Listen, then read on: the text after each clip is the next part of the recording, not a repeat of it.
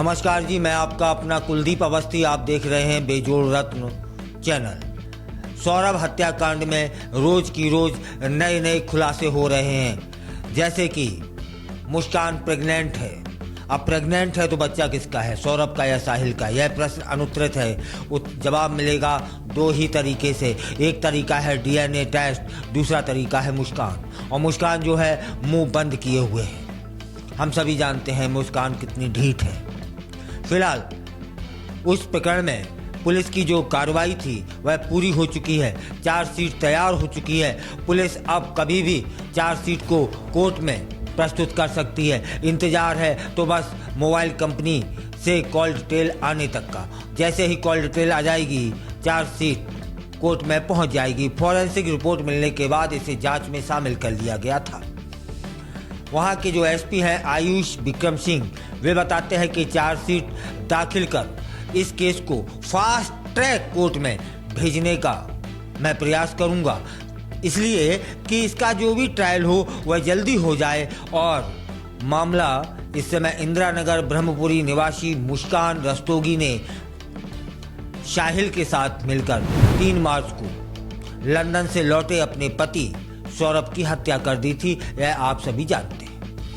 दोनों ने मिलकर सौरभ की गर्दन और दोनों हाथ बेरहमी से काट दिए थे। हत्या के बाद सौरभ के शव को ड्रम में डालकर सीमेंट से ढक दिया गया था। इसके बाद दोनों शिमला चले जाते हैं, अय्याशी करते हैं, शराब पीते हैं। वहां से लौटने के बाद में 17 मार्च थी। मुस्कान ने अपने माता पिता को सौरभ की हत्या करने की बात स्वीकार कर ली।